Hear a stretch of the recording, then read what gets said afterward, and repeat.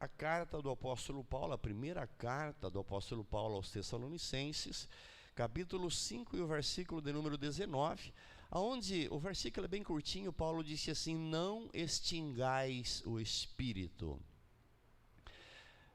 Já que o nosso assunto é esse, ouvir o Espírito Santo, é saber quem ele é e dar ouvido, o texto está dizendo: não o apague, porque quando o Espírito Santo de Deus é extinguido, é apagado, é extinto da nossa vida, logo começam a surgir propostas do inferno, propostas de Satanás, e a pessoa então fica suscetível a toda ação maligna, porque havendo este endurecido o seu coração, fazendo com que o Espírito Santo se extinga, logo a ocasião para o pecado se apresenta. E aí o apóstolo Tiago, na sua carta, na sua epístola, no capítulo 1, versículo 15, ele disse assim: depois, havendo a concupiscência concebido, dá à luz o pecado, e o pecado, sendo consumado, gera a morte.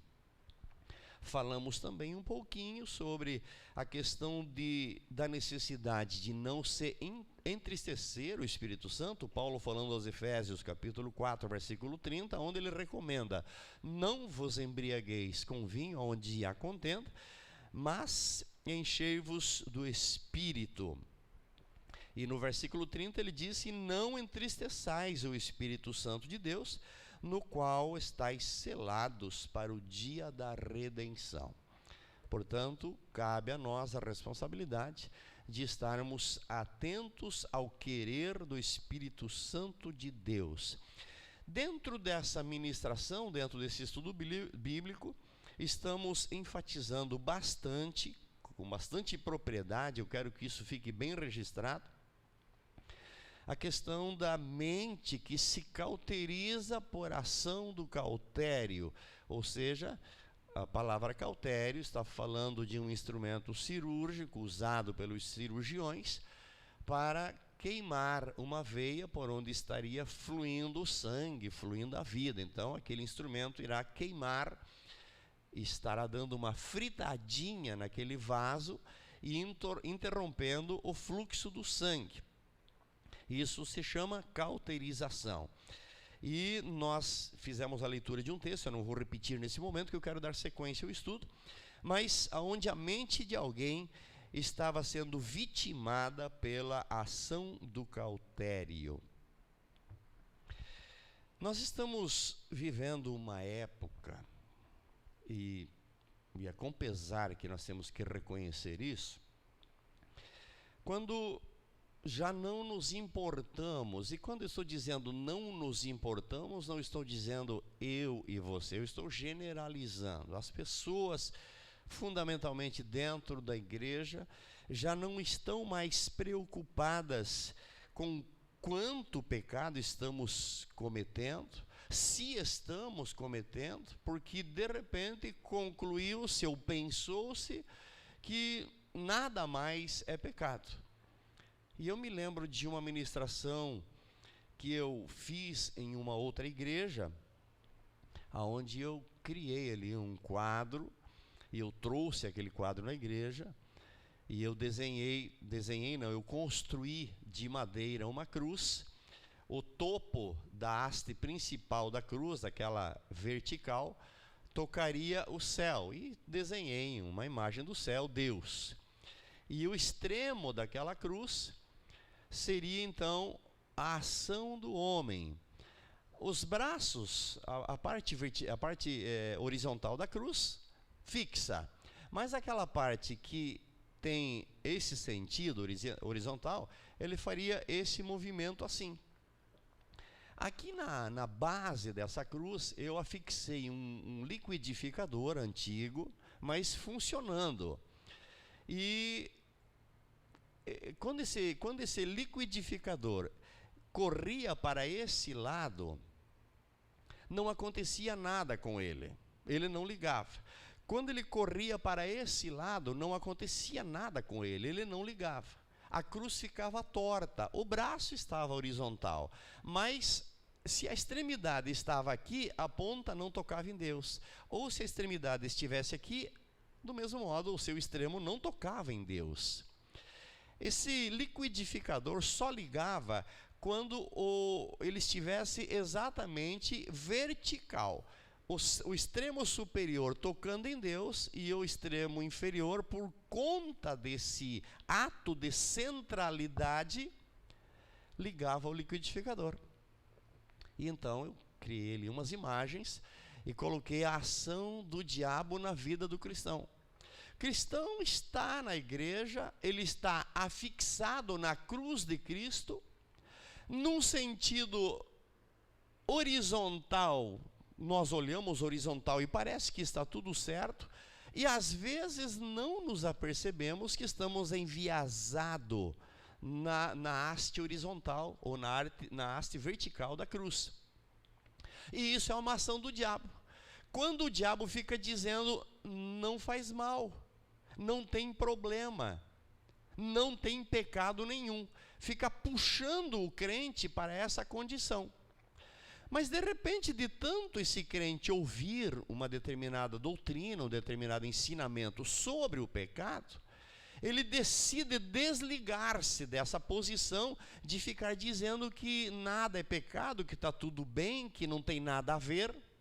E quando ele decide se desligar dali, o diabo o empurra rapidamente para o outro extremo. E agora tudo é pecado, tudo tem fantasma, tudo tem visagem, nada. E aí não liga novamente, porque dentro daquela mensagem a intenção era fazer com que entendêssemos a necessidade de estarmos centrados em Cristo. Mas quando o cristão consegue romper relação com os extremos e consegue adotar para si um padrão de equilíbrio, ele vem para o centro. E quando chega no centro, tudo aquilo que estava dentro daquele cristão, que era um liquidificador, o tema do texto, daquela mensagem era: vos dei poder para pisar de serpentes e escorpiões. Quando aquele cristão consegue centralizar, liga o liquidificador. E eu havia criado uma imagem na minha mente.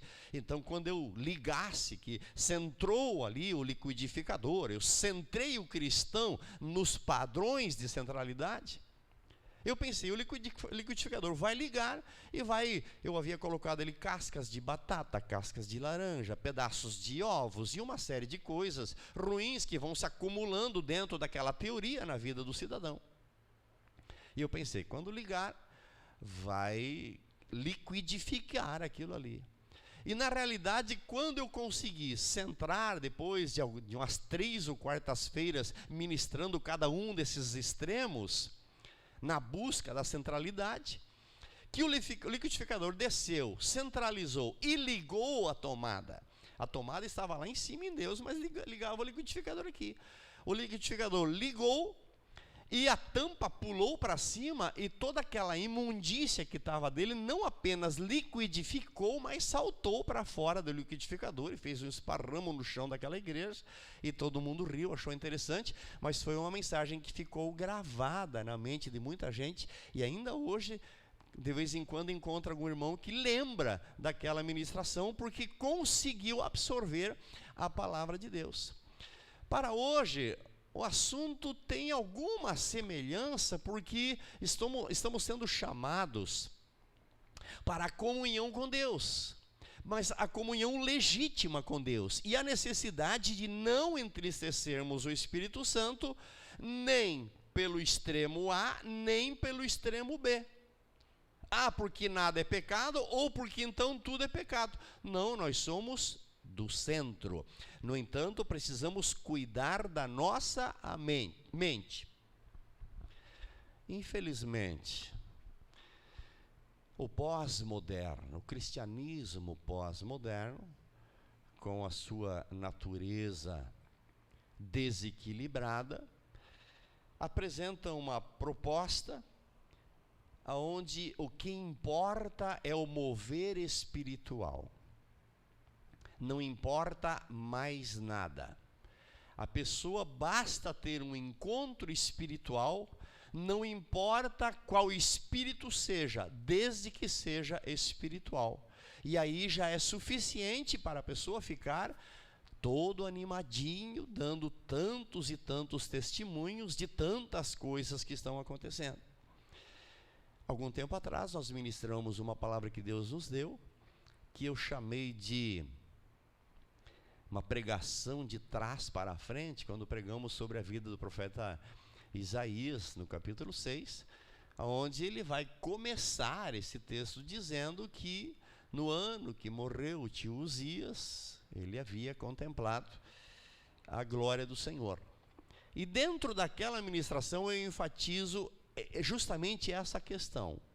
Se houver uma glória que não impacte a minha vida e que promova uma mudança visível, não é o Espírito de Deus.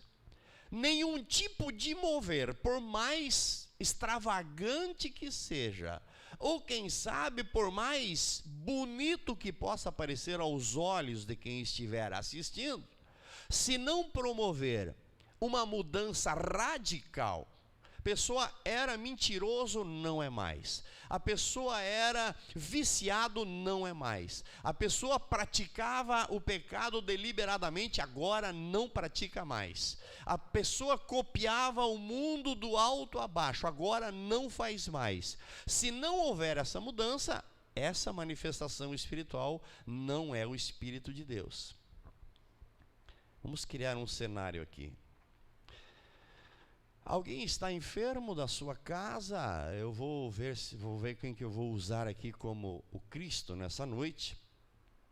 Pastor Claristone adoeceu e ele manda que a Shaulinha corra até uma farmácia, a filha dele, para trazer o seu medicamento. Precisa ser urgente porque tal hora tem que resolver o problema. E a Shaulinha sai correndo e não volta mais. Demora. Quando ela chega atrasado, e aí o seu pai vai dizer: por que você atrasou tanto? E ela responde: não, é que quando eu fui atravessar o trilho do trem, o trem vinha correndo a 70 km por hora, com 78 vagões carregados de petróleo, e me pegou em cheio, e aí causou esse transtorno. O que o pastor Claristone pensaria em relação à desculpa da Shaulinha? Mentirosa, porque não há como alguém chocar-se com um trem e sair sem uma mudança radical daquele choque. Você concorda comigo? As pessoas querem dizer que tiveram um encontro com Deus e não mudaram a sua vida. Que encontro é esse? E eu afirmo, está mentindo. Se disse para mim: eu estive naquela reunião e eu tive um encontro impactante com Deus, e você não mudou a sua vida, não mudou nada. O que eu via antes, eu continuo vendo agora. Antes desse tal encontro, aquele espírito não era o Espírito de Deus. E eu não estou comparando Deus a um trem, porque o poder de Deus, quando comparado ao poder do trem, você não tem noção, irmãos. O poder de Deus é aquele poder que vira a mente do ser humano, daquele caco miserável jogado lá na sarjeta. E a Ana, quando orou, ela disse assim: e o Senhor tira esse homem do monturo e o coloca assentado entre os príncipes. Portanto, essa ideologia de que basta o mover do Espírito e já estamos com os nossos problemas resolvidos, essa é uma ideologia furada. Leia, por favor, primeira epístola do apóstolo João, capítulo 4 e o versículo de número 1. Epístola do apóstolo João, capítulo 4 e o versículo de número 1. Amados, não creiais, não deis crédito a todo espírito, mas provai se os espíritos são de Deus, porque há muitos falsos, ou porque já muitos falsos profetas se têm levantado pelo mundo. E os falsos profetas apresentam os tais moveres do Espírito, os tais encontros espirituais, e esses encontros podem acontecer tanto no ambiente de culto, quanto em algum retiro por ali, não tem importância. Nada disso é real, se não houver uma mudança, uma transformação na vida daquela pessoa que viveu o tal mover do Espírito. Profeta Jeremias, capítulo 5, versículo 31. Vamos ler alguns textos. Os profetas profetizam falsamente e os sacerdotes dominam os profetizados através da profecia do profeta. E o meu povo, diga em voz alta, gosta disso. E você está cansado de ver esse tipo de ação por ali.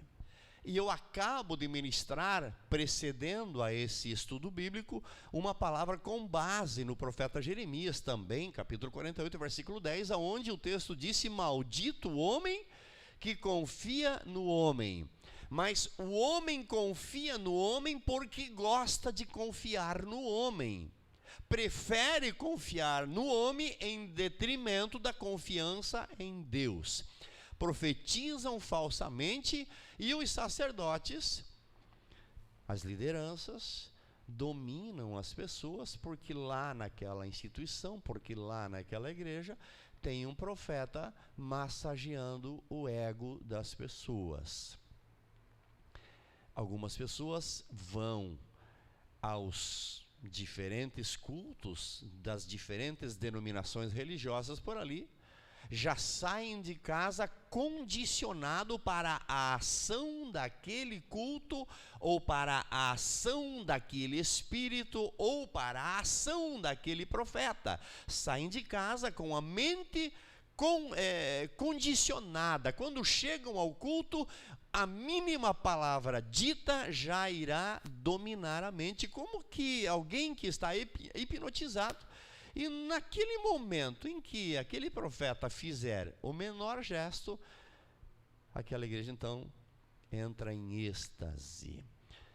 E Deus estava dizendo: profetizam falsamente. Eu gostaria que você repetisse comigo em voz alta uma palavra: eu estou ouvindo uma profecia verdadeira. Você concorda que essa mensagem que estamos pregando é a verdade? Amém? Maravilha de Deus. O apóstolo Pedro, na segunda carta, capítulo de número 2 e o versículo 2, também fala sobre alguma coisa dentro desse gênero, dentro dessa proposta. Segunda carta do apóstolo Pedro, capítulo 2 e o versículo de número 2. É importante, irmãos, que você anote, eu sei que alguns irmãos estão anotando, mas você anote os textos citados para que você possa depois na sua casa fazer uma leitura de contexto, para você entender claramente. Eu não estou aqui fugindo do contexto, apenas ganhando tempo, mas é importante que você mantenha a sua Bíblia aberta e quando você chega na sua casa, você faça uma conferência do que foi dito, amparando toda essa teoria, tudo isso que eu estou dizendo, biblicamente. Pedro está dizendo de algumas pessoas com essa proposta da mensagem falsa, que se levantariam e seriam seguidos. Muita gente iria seguir as suas dissoluções, pelos quais seria blasfemado o caminho da verdade. Do que é que nós, como seres humanos, gostamos? Não é porventura de multidão? Não gostamos nós de multidões? Não gostamos nós dos eventos aonde se aglomeram as massas? É verdade. E quando vamos a um lugar onde o número de pessoas está reduzido, não enche-se o nosso coração de um pensamento: será que isto é a verdade? Tão pouca gente seguindo, será que isto é o fato? Mas o apóstolo Pedro, dizendo: muitos seguirão as suas dissoluções. E é importante lembrar, tem uma igreja em Pernambuco, se eu não estiver equivocado, a igreja do pastor Ayrton Souza. Esse homem é um homem de Deus e ele prega com muita propriedade todas as doutrinas bíblicas, mas eu fico maravilhado de ver a igreja dele fervendo de gente. Me deu a impressão que o povo lá do Pernambuco está ávido pela palavra de Deus, está ansioso pela palavra de Deus, diferente talvez de algumas outras cidades ou até mesmo outros estados por aí. Quisera eu que o Senhor fizesse multiplicar a nossa multidão, para que pudéssemos transmitir essa mensagem carregada de verdade e de propriedade a um número maior de pessoas. Mas eu louvo a Deus pela tua vida, pode ter certeza disso. Estamos falando da cauterização da mente. Então permita-me falar um pouquinho sobre as dificuldades de se mudar ou de se transformar em alguém santo para alguém menos santo. Eu disse na terça passada que as mudanças não acontecem do dia para a noite ou de ontem para hoje. As mudanças são paulatinas, gradativas, evolutivas. Hoje você usa, por exemplo, eu disse na terça passada que houve uma época em uma outra igreja onde eu congregava, que era pregado a questão do cabelo feminino, onde as mulheres não poderiam cortar o cabelo. Então algumas irmãs faziam contraposição àquele conceito daquela doutrina. E não tinham coragem de cortar o cabelo aqui em cima. Então cortava-se um dedo, com a seguinte justificativa: as pontas estão quebradas. Só que um mês depois, o tal cabelo continuava quebrando as pontas. Então a desculpa é: precisa cortar 2 dedos. Isso aconteceu com o cabelo, isso aconteceu com o uso de joias, isso aconteceu com o uso de pinturas, isso aconteceu com o tamanho da saia, e assim sucessivamente. E hoje em dia, constantemente eu ouço algumas pessoas me falando um negócio que eu quero que você reflita sobre isso. A primeira vez que eu fui na igreja, no caso das mulheres, usando uma calça comprida, eu me senti tão mal. Mas depois eu fui mais algumas vezes. Hoje a minha mente está aberta. Hoje a minha mente está clara, a minha mente se abriu. Alguém tem coragem de dizer para mim o que foi que aconteceu?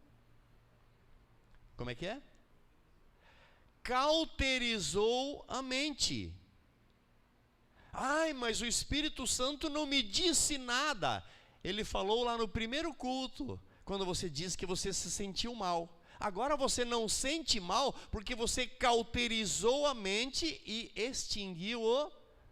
Ele não pode mais falar sobre esse assunto, ele não fala mais, porque você já cauterizou aquele vaso, aquela veia. Eu tenho pensado muito sobre a questão da evolução. De quem que é a teoria da evolução? Quem é o pai da teoria da evolução? Darwin, é isso? Charles Darwin, é isso aí. E ele, nessa teoria, ele diz que o homem evoluiu da onde? Fale em voz alta. Evoluiu do macaco. Eu demorei um pouco para entender essa questão da evolução. Hoje eu estou quase adepto, irmã Geni, da evolução. Só que está invertida a evolução, a tal da evolução. Os homens racionais estão evoluindo para a condição de macaco. Porque a mente está cauterizada ou está churingando, está ficando ao tamanho da mente de macaco. Você quer ver uma macaca? Nós, segundo a teoria de Darwin, evoluímos dali. Tem uma macaca ali para mim, filho irmão? Quero ver. Olha o peitinho da bichinha.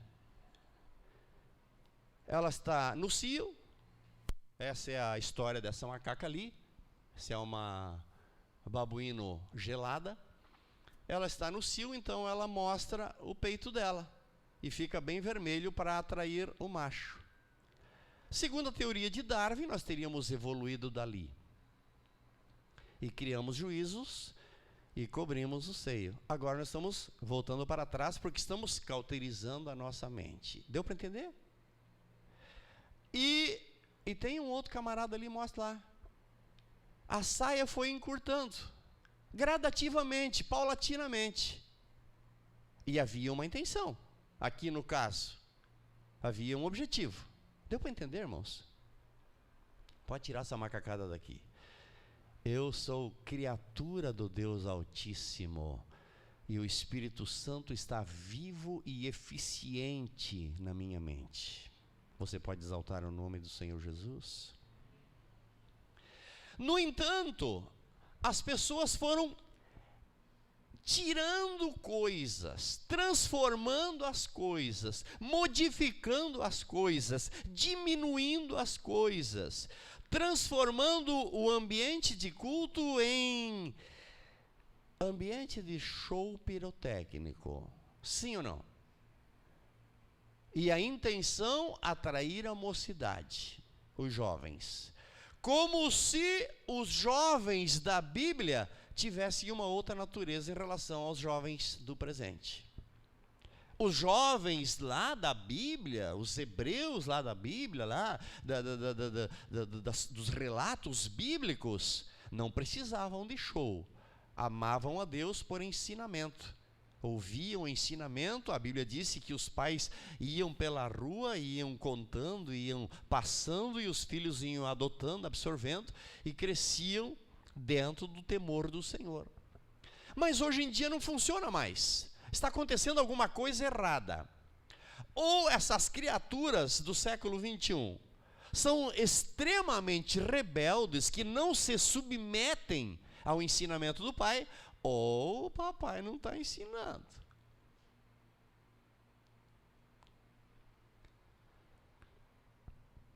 Amém?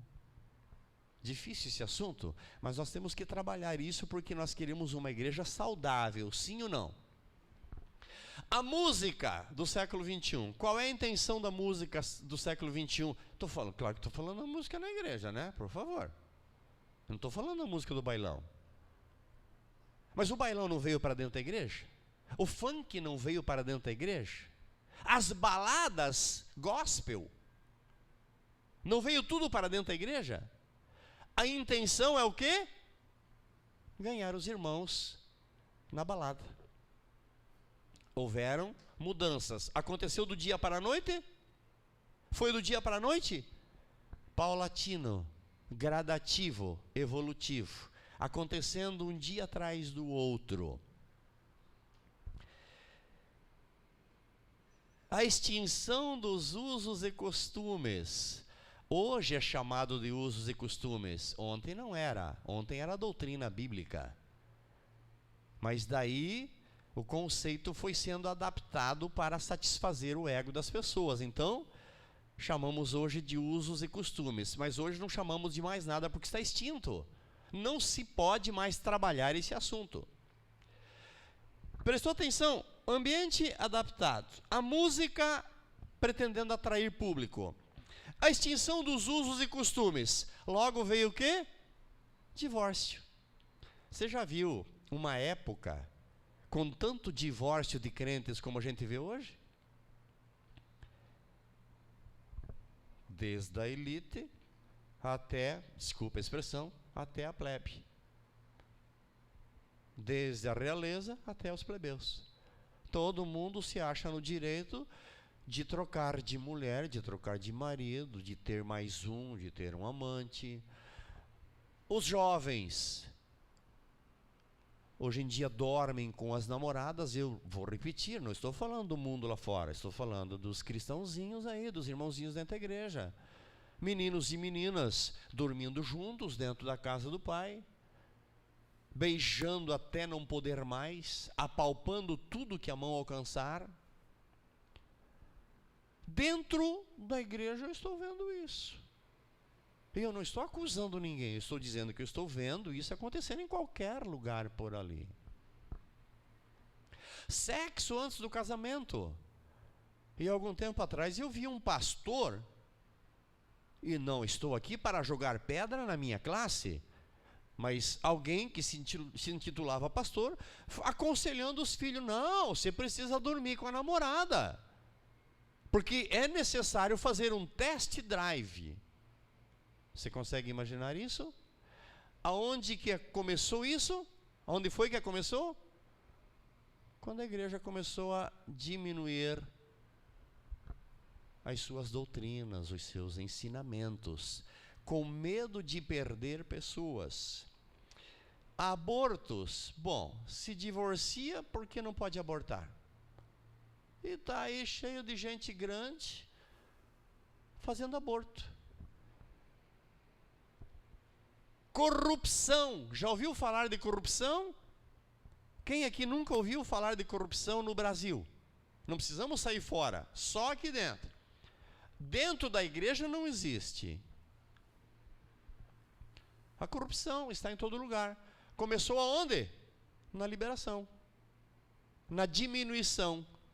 Crente, tocando, cantando, ministrando na casa do Senhor e assinando a favor da ideologia. Deu para você entender? Aonde que começou? Lá atrás, quando fomos diminuindo.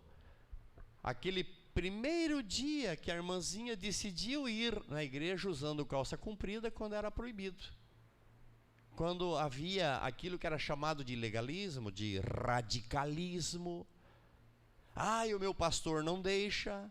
Aí o pastor teve que engolir o sapo e a irmãzinha foi. Quando ela foi daquele jeito, quando ela usou o seu primeiro decote, o Espírito Santo falou: você precisa disso? Você precisa se expor dessa maneira? Ou você está enquadrada na evolução inversa? Está querendo voltar a ser macaco? Naquele tempo estava começando. Hoje está se dizendo: a minha mente está aberta. Já vou falar sobre a mente aberta aqui. Põe aquela tela gordinha ali para mim. Quer ver? Dá uma olhada nessa imagem aqui. Isso é um culto. Isso aqui é um culto. Eu não vou pôr o povo ali que vocês vão ficar escandalizados.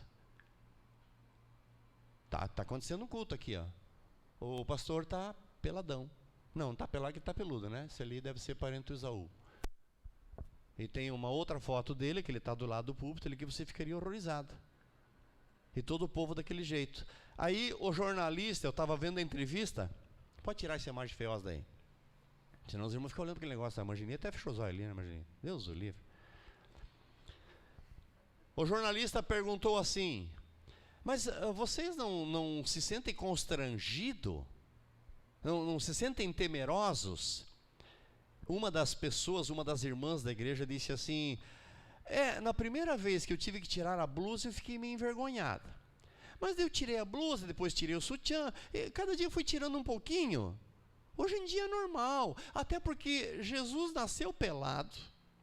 Quando mataram ele, tiraram a roupa dele. Quando ele ressuscitou, estava pelado. Você acredita que um irmão da igreja fale uma coisa dessa? Diga comigo em voz alta: mente cauterizou. Você entendeu, querido? Aí vem o pastor Oceano com a sua prédica, chamando a igreja para um reencontro com Deus. Aqui nesse lugar, o personagem espiritual não é o espírito do caicai, o espírito do evento, não. O Espírito Santo aqui desse lugar, você fica bem quietinho como você está, e ele está falando aí no seu ouvido, no seu coração, pela palavra dele. Tem alguém aqui com vontade de cair aqui nessa noite? Eu estou sentindo vontade de estar em pé para adorar aquele que me resgatou dos laços da morte. Amém? Esta é a igreja que nós queremos, uma igreja saudável, aonde o Espírito, a ação espiritual, o mover espiritual impacta, transforma, e você sente necessidade de evoluir para o bem e não para o mal. Agora a minha mente se abriu. Aí o apóstolo Paulo vai dizer assim, segunda carta do apóstolo Paulo aos Coríntios, capítulo 11, versículo 3. Deus disse para o homem e para a mulher: tudo é de vocês esse negócio Lá no jardim, todas essas árvores aí é para vocês comer. Só tem uma árvore lá no meio que vocês não podem tocar nela. Porque no dia que vocês tocarem, vocês morrerão. Aí a Eva veio com aquela conversinha, a serpente, perdão, com aquela conversinha mole. Eu parece que vejo a tal da cobra.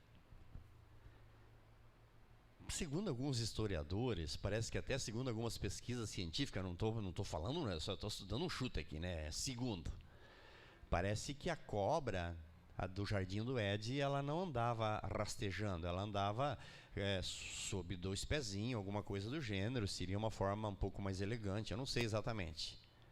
Mas eu vejo a tal da serpente chegando para Eva. Não sei se em 2 pezinhos, não sei se enroscadinha na cola, não sei. Dizendo para Eva: menina, Deus falou que você vai morrer? Seja boba, menina, se tu comer, tu emagrece. Fala em emagrecer para as mulheres, vê se elas não comem até um trem carregado de maçã.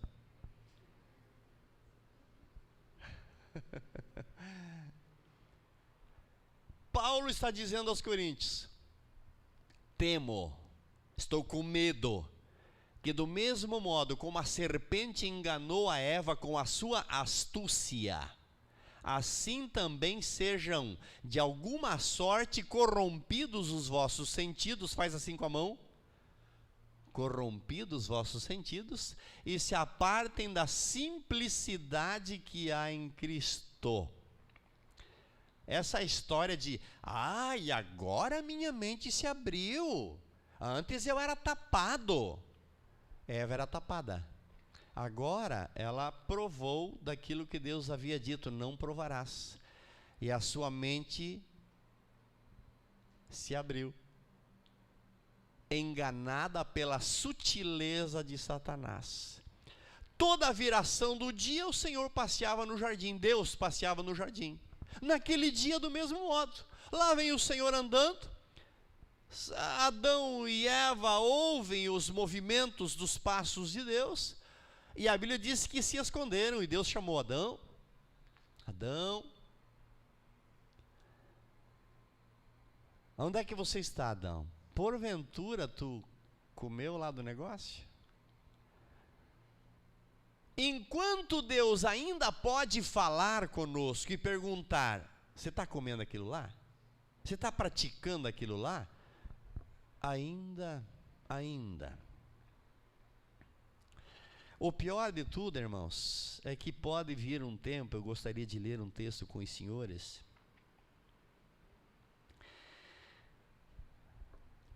Hebreus capítulo 6, leia por favor os versículos 4, 5 e 6. Hebreus capítulo 6, os versículos 4, 5 e 6. Uma acusação e uma ameaça, um risco. Nesse momento eu coloco apenas como um risco. O escritor está dizendo: é impossível, mas eu vou deixar apenas no risco. Algumas pessoas hoje, século 21, sistema moderno, pós-moderno, o texto disse assim que crucificam a Cristo de novo e o expõem ao, diga em voz alta, vitupério. Leia mais um texto, segunda carta ao apóstolo Pedro, segunda carta ao apóstolo Pedro, capítulo 2, os versículos 20 e 21. Você anotou esses textos para você estudar isso em casa, irmão? Não fique restrito ao que eu estou passando aqui, leia a Bíblia. Segunda carta ao apóstolo Pedro, capítulo 2, os versículos 20 e 21. Porquanto se, depois de terem escapado das corrupções do mundo, pelo conhecimento do Senhor e Salvador Jesus Cristo, forem outra vez envolvidos nelas e vencidos, tornou-se-lhes o último estado pior do que o primeiro, porque melhor lhes fora não conhecer o caminho da justiça do que, conhecendo-o, desviarem-se do santo mandamento que lhes fora dado. Diga amém. Você entendeu a palavra do Senhor? Aí eu tenho visto por ali muita gente se queixando e dizendo: por que não pregam o evangelho? Em vez de falar esses negócios e colocar no Facebook, pregar na internet, pregar na televisão, por que falar isso na internet, na televisão, nas redes sociais? Por que falar? Por que não pregam o evangelho? Por que não falam do amor de Deus? E eu vi alguém dizendo assim, porque se eu não posso fazer o que aquele lá está fazendo, aquele que estão acusando ele, se eu não posso fazer o que ele faz, então eu tenho que ficar quieto, não devo combater. Quando eu vi essa postagem, eu pensei, cá com os meus botões, graças a Deus que eu posso combater, porque o trabalho que eu estou fazendo é maior do que aquele. Eu estou intensamente interessado em levar você para o céu. Intensamente interessado em levar você para o céu.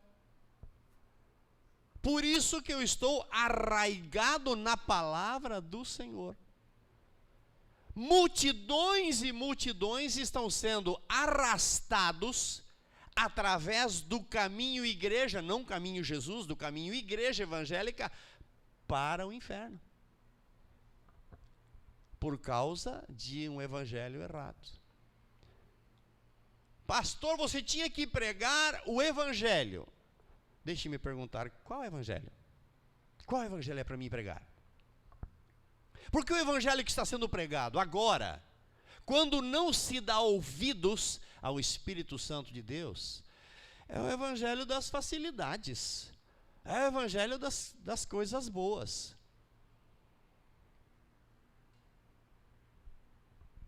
Aonde Deus é a maquininha do cartão de crédito. Diga em voz alta, crédito. Deus é a maquininha do cartão de crédito. E o que é o cartão? O que é o cartão? Fala em voz alta, a fé. A sua fé é o cartão. Dentro desse evangelho que está sendo pregado por ali, a fé é o cartão.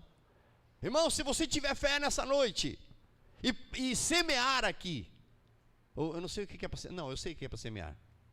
E aí introduz a tua fé aqui em Deus. Oh Deus, preciso, Deus preciso, Deus preciso, Deus preciso. E de repente, Deus não responde. Alguns até parece que conseguem algum créditozinho, eu não vou saber explicar as razões, porque Deus na sua soberana sabedoria, onipresença, onipotência, onisciente, de repente ajuda alguém por ali. Mas algumas pessoas não conseguem. Aí a pessoa olha para a maquininha e lê ali na maquininha tem a denominação. Ah, não, o problema está na administradora aqui. Deixa eu mudar de administradora. E muda de igreja. E começa de novo. Deus eu preciso, Deus eu preciso, Deus eu preciso. E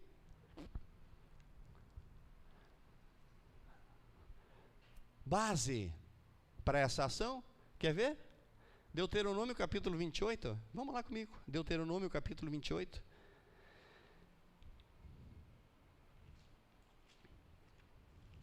Leia por favor o versículo 3 e 4, só o 3 e o 4. Bendito serás tu na cidade, bendito serás no campo, bendito o fruto do teu ventre, o fruto da tua terra, e o fruto dos teus animais, e a criação das tuas vacas e os rebanhos das tuas ovelhas. Leia o 7. O Senhor entregará os teus inimigos que se levantarem contra ti, feridos diante de ti. Por um caminho sairão contra ti, mas por 7 caminhos fugirão diante de ti. Leia o 13. E o Senhor te porá por cabeça e não por cauda, e só estarás em cima e não debaixo, quando obedeceres os mandamentos do Senhor teu Deus, que hoje te ordeno para os guardar e fazer. Mas essa parte C do versículo está extirpada dessa pregação desse evangelho. O cartãozinho de crédito está amparado aí no capítulo 3 até a parte A do versículo 13. ou esse cartãozinho de crédito, Deus vai fazer isso, vai abençoar você, vai prosperar você. Pessoas vão se levantar contra você por um caminho e vão fugir por 7 caminhos, porque Deus fará isso, porque Deus fará isso. Ó, o cartãozinho de crédito, tchuc, tchuc, tchuc, tchuc. Deus, porque Deus e porque Deus.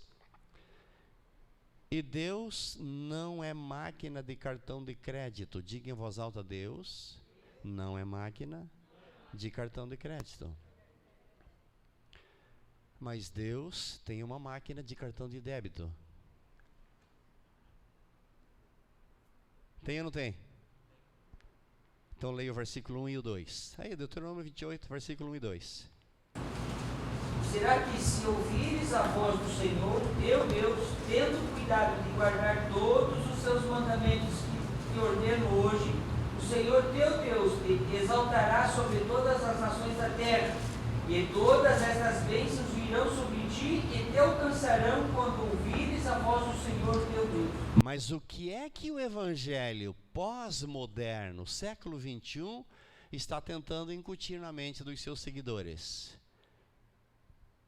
Que basta um mover espiritual e dá para extirpar os 2 versículos e a parte C do versículo 13. Dá para extirpar tudo. Você não precisa ouvir Deus. Silencia o Espírito Santo, cauteriza a tua mente, os teus inimigos vão fugir de ti. Você precisa ter um depósito com Deus. Se atentamente ouvires a voz do Senhor teu Deus, e tiveres o cuidado de fazer tudo quanto hoje te ordeno, essas bênçãos virão sobre ti. Mas esse texto aqui ainda tem uma complicação, que está no versículo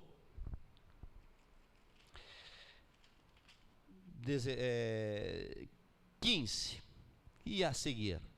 Versículo 16: maldito serás tu. E aí começa toda uma séria maldição. Versículo 15: será, porém, que se não deres ouvidos, diga em voz alta, se extinguireis o Espírito Santo. As maldições vêm. E não tem reza braba, e não tem pastor bom o bastante. Um outro texto que é muito comum ser usado para amparar a teoria do evangelho pós-moderno, Salmo 91. 1000 cairão ao teu lado, Salmo 91, verso 7. 10.000 à tua direita, mas tu não serás atingido. Tu quem? O salmista estava falando de tu quem? Aquele que... Essa parte não é pregada. Aquele que habita no esconderijo do Altíssimo. Querido, olhe para mim. Alguém dos senhores já tentou dormir com uma aranha cafofo embaixo do seu travesseiro? Aquele bichinho verde, cafofinho, não tem? Hein, Modelinha até torceu o nariz ali. Por que você não quer dormir com o bichinho? É tão bonitinho, tão pequenininho, tão insignificante. Por que você não quer dormir com ele?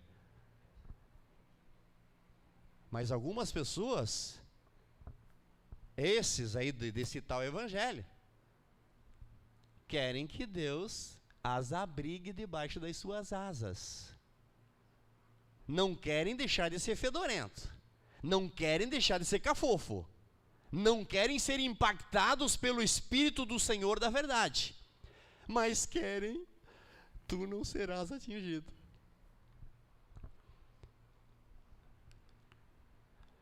E o evangelho verdadeiro, como é que ele é? O evangelho legítimo, o evangelho original. A hora está acabando, mas eu ainda dou uma pinceladinha rápida aqui.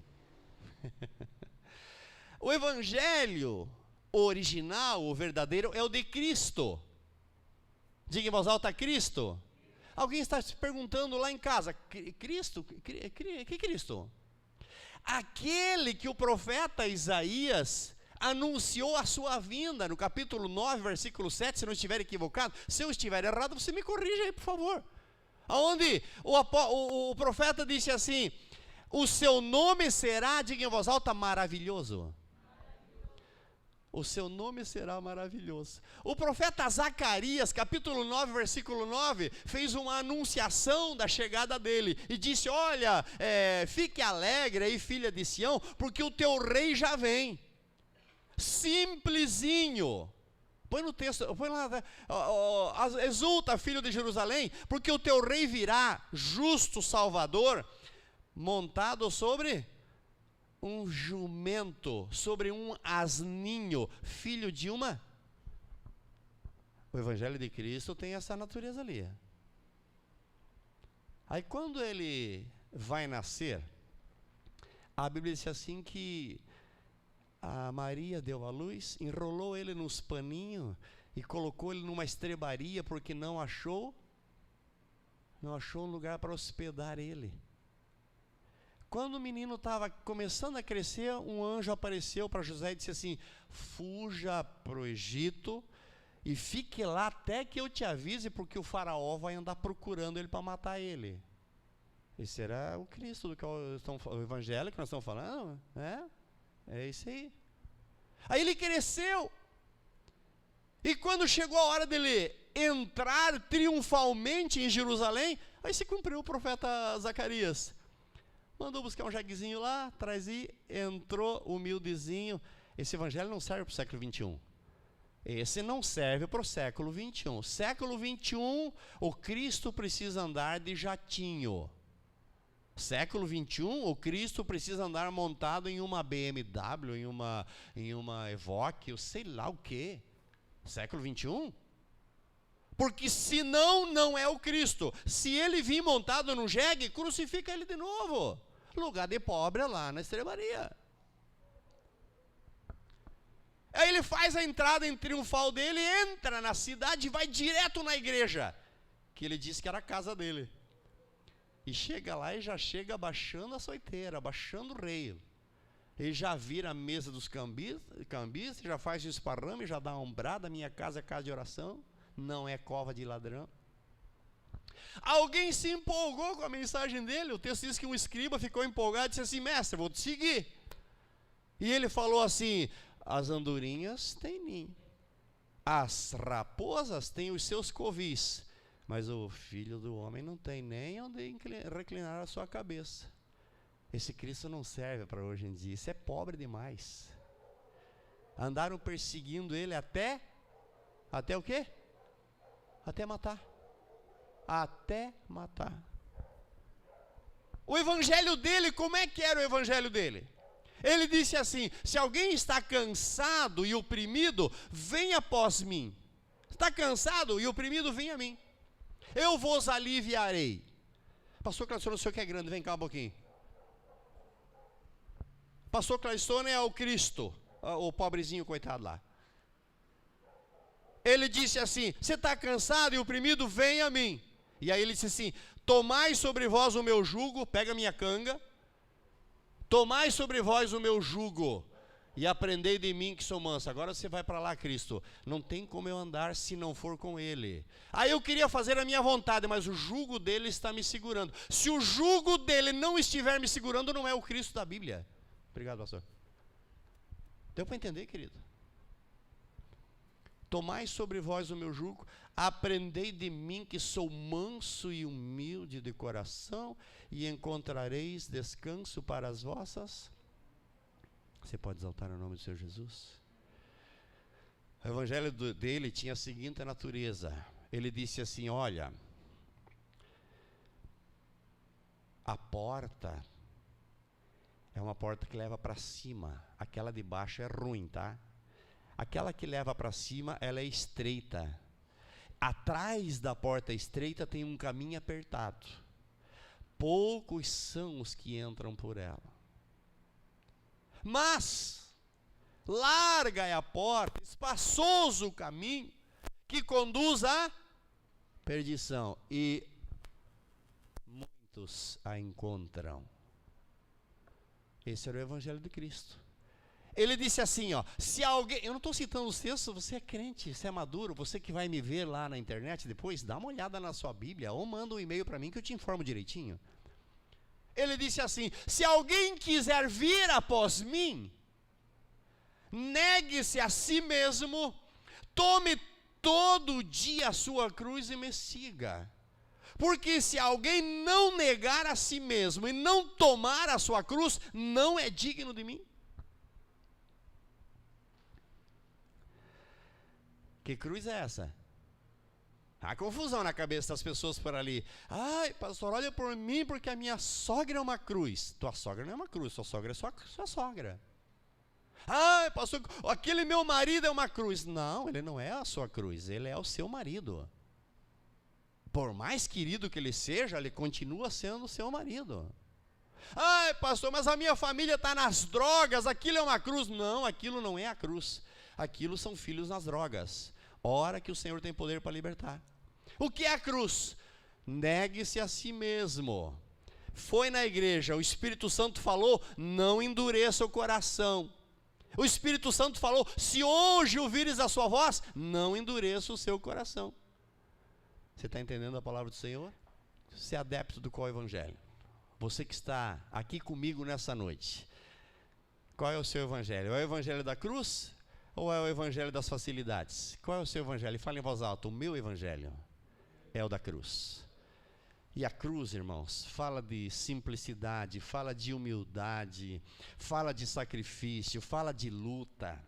A Ana disse uma palavra com alguma verdade, né? Não vou ser totalmente a favor dela, senão ela vai se engrandecer aqui. Mas ela disse no domingo à noite, se é difícil, quando você não é crente, vira crente para ver no que a coisa fica, né? Era uma palavrinha atribulada da Ana ali.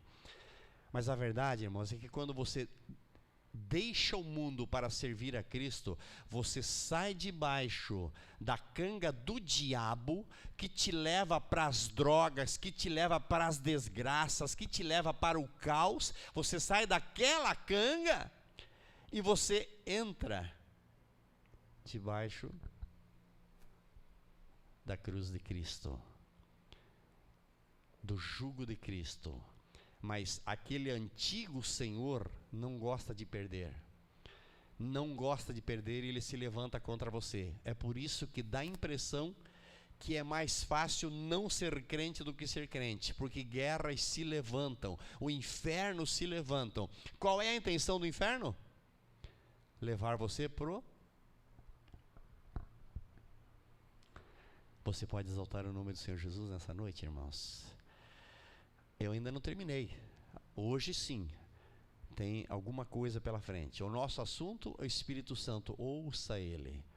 Estou falando sobre quem é Ele, como é que Ele age, como é que Ele quer o meu comportamento, quais devem ser os meus posicionamentos em relação a Deus. O Espírito Santo conosco ainda fala, mas não deixe chegar aquele tempo do qual se dirá, não dá mais, não tem mais jeito. Algumas pessoas já não alcançam mais, algumas pessoas já não vão conseguir mais ser alcançados pelo Senhor. Porque quando o inimigo que antes dominava saiu, a Bíblia diz que Jesus falou sobre isso. Foi lá em lugares áridos, procurar 7 demônios piores, e veio dar uma espiada nessa casa aqui. Essa casa, antes cheia de demônios, agora vazia. Era para estar cheio do Espírito Santo. Você não encheu ela do Espírito Santo, ele volta. E o estado dessa casa fica pior do que o estado anterior. Aí eu vou mostrar uma coisa para os senhores que vocês vão se assustar. Pessoas não crentes vêm aqui na nossa igreja e ficam atemorizadas porque não tem uma saia para vir ao culto. Muitas mulheres dizem para mim, pastor, eu gosto de tanto ir lá na sua igreja, mas eu não tenho uma saia, eu não sou crente e eu não quero ir de calça comprida. Pessoas não crentes. E outros costumes que a igreja adota e as pessoas não conseguem cumprir porque ainda não estão ajustadas aos nossos padrões. De repente alguém da igreja se joga lá fora e aí vem no culto parecendo um pinheirinho, parecendo uma coisa feia, parecendo desagradável aos olhos do Senhor, e todo alegrinho dizendo, a minha mente está aberta. Eu estou repreendendo mente aberta no nome do Senhor Jesus. Nós somos da era da inocência e vamos restaurar comunhão com Deus e o nome do Senhor será engrandecido. Amém?